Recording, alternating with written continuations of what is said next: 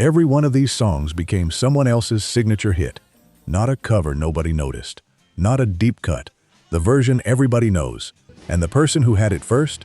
In every single case here, it's a real, verified Motown artist who got there before the world was paying attention. Sometimes, the label pulled the song back. Sometimes a rival band just got there faster with better distribution. Sometimes the artist gave it away with their own two hands and watched somebody else win the Grammy for it. 12 songs, 12 artists, 12 times the biggest version wasn't the first version. Let's get into it. Friend only to the undertaker. Number 12, Jimmy Ruffin, What Becomes of the Brokenhearted, 1966. But that look of love isn't on my face. Jimmy Ruffin wasn't even supposed to sing this song. Motown songwriters William Weatherspoon, Paul Reiser, and James Dean had written What Becomes of the Brokenhearted specifically for the Spinners, a group on the label that hadn't landed a big hit yet. Oh, that's now departed. I know I've got. Ruffin heard it first. He liked it so much he talked the writers into letting him record it instead, walking away with what would become the only top 10 hit of his career, a genuinely dark, aching ballad that hit number 7 on the Billboard Hot 100 in the summer of 1966, driven by lyrics about broken dreams and illusions of happiness that cut far deeper than the average breakup song of the era. But for me, they come tumbling down. It became one of the most re-recorded songs to ever come out of Hitsville.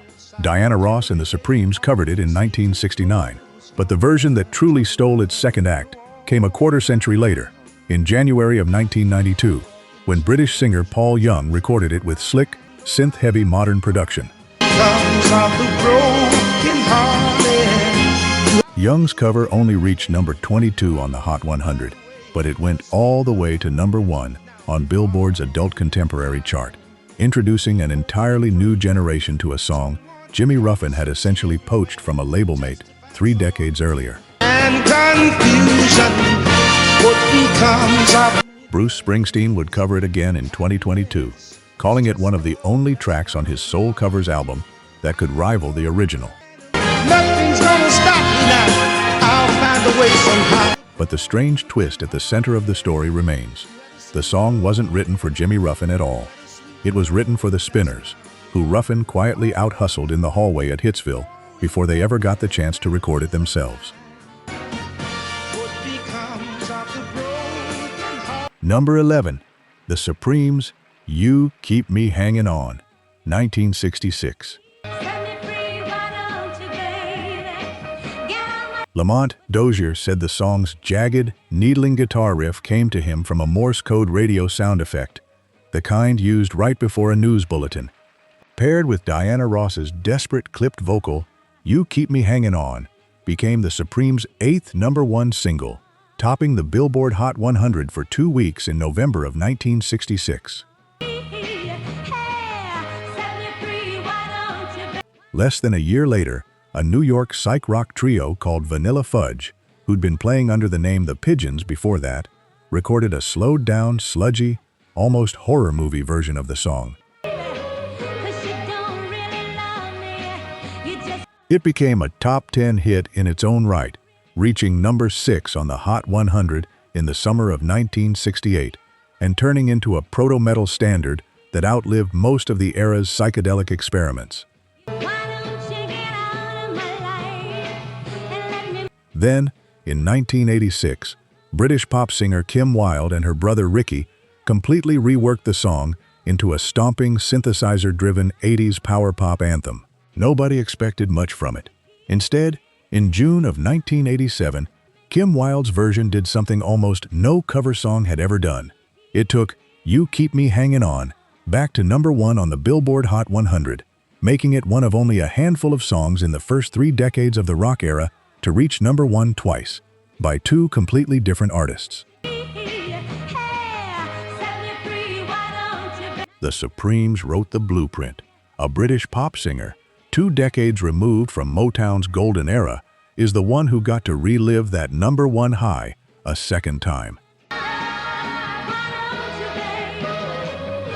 Number 10, Kim Weston, Take Me in Your Arms, Rock Me a Little While, 1965.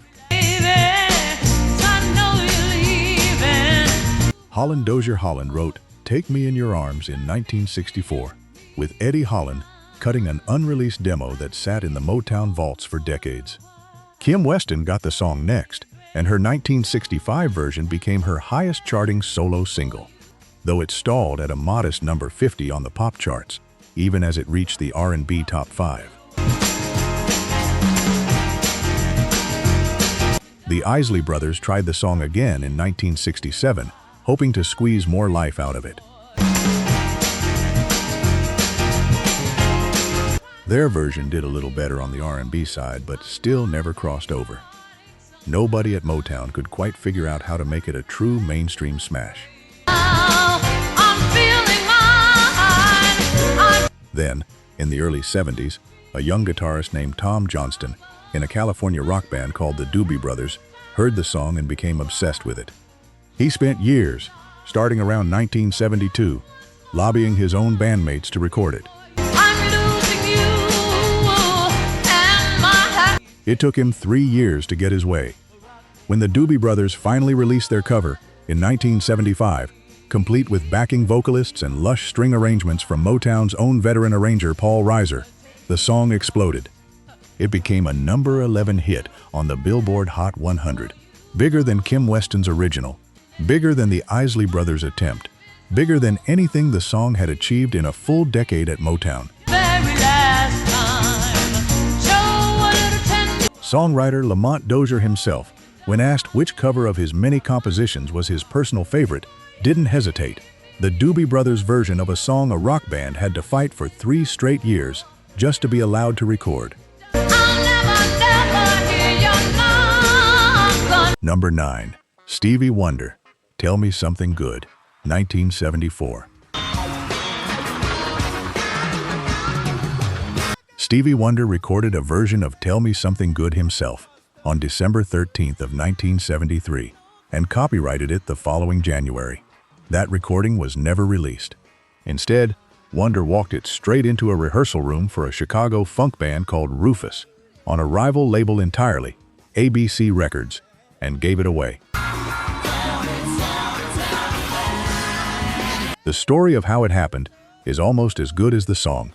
Chaka Khan, Rufus's 19-year-old, very pregnant lead singer, later admitted she wasn't in the best mood the day Stevie Wonder dropped by their studio to check them out. He played the band an unreleased song called Come and Get This Stuff.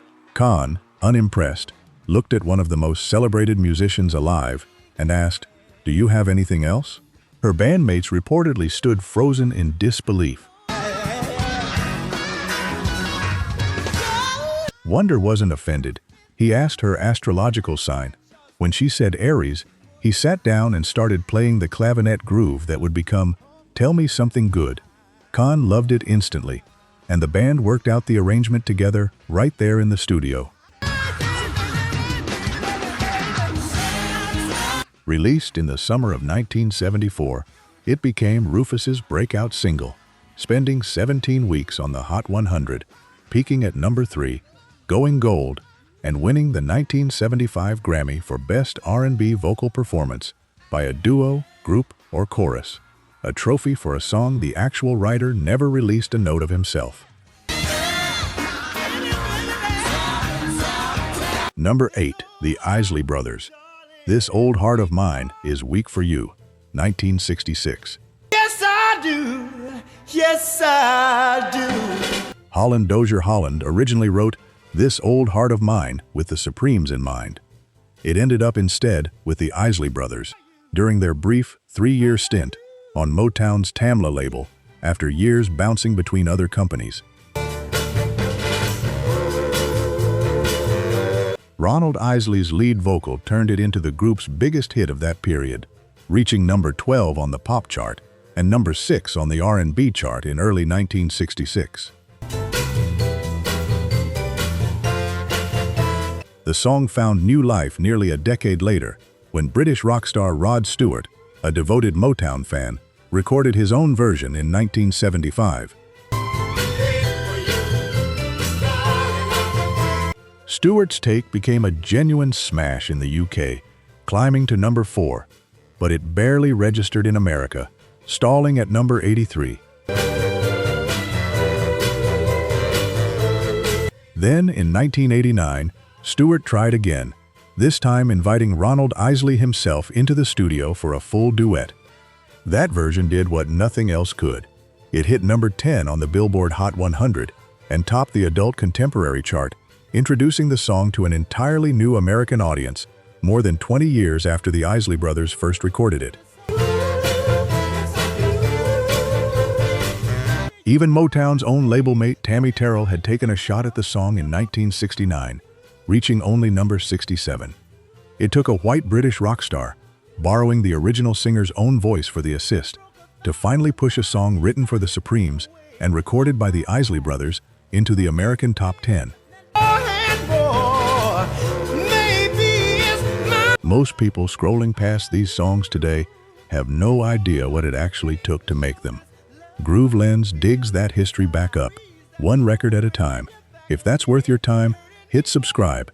It costs nothing, and it means you won't miss the next one. I love you. Yes, Number 7, The Marvelettes, Please Mr. Postman, 1961. Mr. Postman. Please Mr. Postman made history before anyone even knew what Motown would become. In late 1961, it hit number 1 on the Billboard Hot 100, becoming the very first Motown single to ever top the pop charts.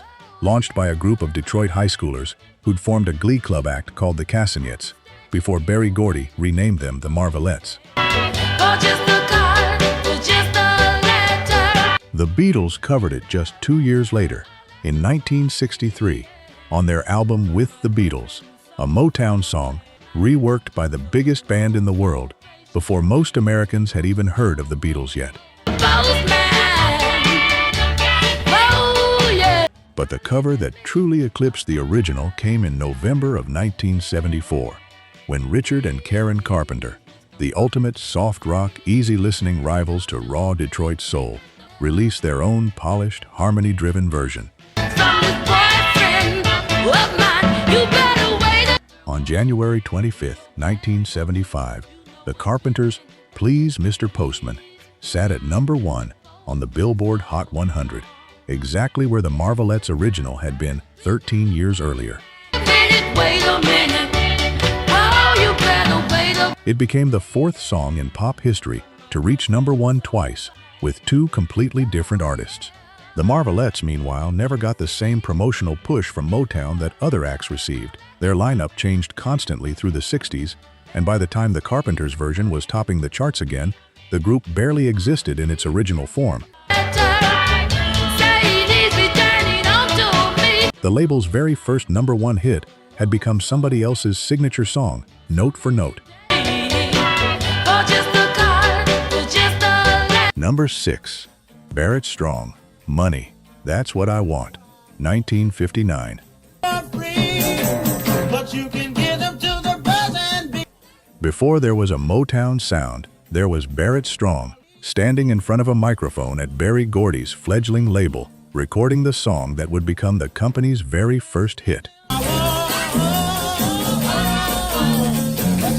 Money, That's What I Want, reached number 2 on the R&B chart and number 23 on the pop chart in 1960, breaking Motown wide open commercially for the first time. A 19-year-old John Lennon likely first heard the song not long after it was imported into the UK on London Records. The story goes that the Beatles discovered Strong's original in Brian Epstein's own record store in Liverpool. They performed it at their Decca Records audition in January of 1962, then finally recorded it properly for their second UK album with the Beatles in 1963, with Lennon tearing into the lead vocal. The Rolling Stones cut their own version in 1964. The Kingsmen took it to number 16 on the Hot 100 that same year. 15 years later, in 1979, a British new wave act called the Flying Lizards recorded a bizarre, minimalist cover, built partly around an ashtray and a telephone directory used to dampen piano strings, and rode it into the UK top 5. To this day, Money remains the only song ever recorded by both the Beatles and the Rolling Stones. Barrett Strong, unable to land a second major hit as a performer, left Motown in 1961, though he'd return years later to co-write some of the label's biggest records, including War and I Heard It Through the Grapevine. Number 5. The Contours, Do You Love Me? 1962. Barry Gordy wrote Do You Love Me with the Temptations in mind. At the time, the Temptations didn't have a single top 40 hit to their name yet, and, depending on which account you believe, either missed the recording session or simply weren't ready in time. Gordy handed the song to the Contours instead, a rowdier, more raucous six-piece act who mic'd up a PA system in the studio to capture their live sound. The Contours version shot to number 3 on the Hot 100 and number 1 on the R&B chart in the summer of 1962. The song crossed the ocean fast. A UK group called Brian Poole and the Tremolos recorded their own cover in 1963, and it became the first Motown song ever to reach number 1 on the UK singles chart, knocking the Beatles' She Loves You out of the top spot and beating out a rival version by the Dave Clark 5 in the process. The Dave Clark 5's take still managed to reach number 11 on the Billboard Hot 100 the following year, when Epic Records finally released it in America. The Contours themselves never landed another major hit. Do You Love Me remained their only real moment in the spotlight, until an unexpected second life arrived in 1987, when the original recording was featured in the film Dirty Dancing, and re-entered the charts more than 2 decades after it was first written for a group that never got the chance to record it. Number 4. Smokey Robinson and the Miracles, You've Really Got a Hold on Me, 1962. Smokey Robinson wrote this one in a New York hotel room, frustrated during a publishing negotiation, inspired by Sam Cooke's Bring It On Home to Me, which was climbing the charts at the time. He deliberately opened the song with a conflicted, uncomfortable line, I don't like you, but I love you, something almost nobody was writing in 1962. It became a top 10 hit for the Miracles, and remains one of their most enduring songs, later earning a Grammy Hall of Fame induction. The Beatles heard an imported copy arriving in Liverpool from America and added it to their live sets almost immediately. It became the first song they recorded for their second UK album, with the Beatles, in July of 1963, with John Lennon and George Harrison sharing lead vocals. It wasn't the only Motown song the Beatles covered on that record. Money and Please Mr. Postman sat alongside it, and Barry Gordy reportedly gave the Beatles a reduced rate on the publishing rights, recognizing what a huge win it was to have the most popular band in England covering songs from his roster. Here's the part that actually makes this one different from the others. Smokey Robinson said in a later interview that he genuinely loved the Beatles cover. He felt that when the biggest white rock band on the planet openly admitted their music was rooted in Black American songwriting, it helped, rather than hurt, the artists whose songs they were borrowing. Number 3. Gladys Knight and the Pips, I Heard It Through the Grapevine, 1967. Most people think Marvin Gaye owned I Heard It Through the Grapevine. He didn't get there first.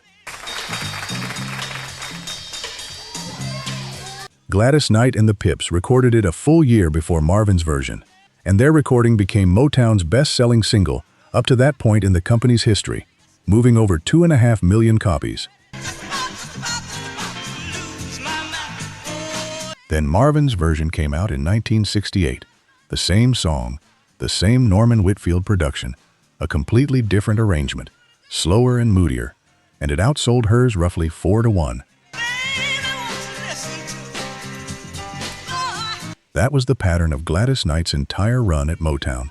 Talented, hit-making, and still treated, in her own words, as a second-string act, while the label's biggest priority acts got first pick of the best material. When her contract expired at the end of 1972, she and the Pips didn't renew it. Instead, with the help of manager Sidney Seidenberg, they signed a multi-million-dollar deal at Buddha Records, a direct competitor to Motown, and within a year, Midnight Train to Georgia made them bigger stars than they had ever been at Hitsville, on terms they'd actually negotiated for themselves. The song that made Motown a fortune and that Marvin Gaye would ride to immortality had belonged to Gladys Knight first. She just never got to keep the definitive version of it. Number 2. Martha Reeves and the Vandellas, Dancing in the Street, 1964. Martha Reeves started as a secretary at Motown, answering phones, before her voice, not her typing, made her one of the label's biggest stars. Dancing in the Street, written by Marvin Gaye, Mickey Stevenson, and Ivy Jo Hunter, became her signature record in 1964, a civil rights era anthem that named cities across America in one continuous, joyful invitation to the dance floor. 2 decades later, in 1985, David Bowie and Mick Jagger, two of the biggest rock stars alive, and old friends who'd long played up their own rivalry, needed a song for Live Aid. The original plan was a satellite duet, Bowie performing from Wembley Stadium in London, while Jagger sang from JFK Stadium in Philadelphia. A technical problem killed that idea. The satellite delay made it impossible for the two of them to sing together in real time without one of them lip-syncing, and neither man would agree to that. So instead, the two of them went out to a club to blow off steam, ended up trying to outdance each other on the floor, and by the end of the night, had decided to record a cover of Dancing in the Street instead. They shot the video and recorded the song in a single frantic day. "We banged it out in just 2 takes," Jagger later said. Released in August of 1985, the Bowie and Jagger version topped the UK charts for 4 weeks, hit number 1 in at least 7 countries, and reached number 7 in America, turning Martha Reeves's civil rights era anthem into a charity single for 2 rock stars who, decades later, are still the version most casual listeners think of first. Number 1. The Temptations, War, 1970. Norman Whitfield and Barrett Strong wrote War as a blunt, unmistakable anti-Vietnam statement, and the Temptations recorded it first in 1969 for their psychedelic Shack album, with Paul Williams and Dennis Edwards sharing lead vocals. Of innocent lives. War means tears. It wasn't released as a single. It didn't need to be. Album cuts didn't usually generate real controversy, but this one did. More than 4,000 students reportedly wrote to Motown, demanding the label release War as a single or let someone else record it. Berry Gordy was worried. The Temptations were one of Motown's biggest crossover successes, popular with black and white audiences alike, and a politically explosive protest song risked alienating exactly the fan base that made them so valuable. Motown made a decision. They would withhold the Temptations' own recording from single release entirely and find someone else to cut it instead. But war has caused unrest within the younger generation. Producer Norman Whitfield tried Rare Earth first, Motown's own white rock act, but the band turned it down. Then Edwin Starr, a former Rick Tick Records singer who Motown had absorbed but never fully prioritized, heard the discussions happening around him and volunteered. Friend only to the undertaker. "I can do this," he told Whitfield, "but I have to sing the vocals my way." Whitfield rebuilt the entire production around Starr's James Brown influence shout, adding clavinets and a punchier horn section. What is it good for? You tell. Not Released in June of 1970, Edwin Starr's War became a runaway #1 hit, holding the top spot on the Billboard Hot 100 for 3 straight weeks, the most successful protest song ever to top the American pop charts, and a song the group who actually wrote and recorded it first was never allowed to release. heartbreak.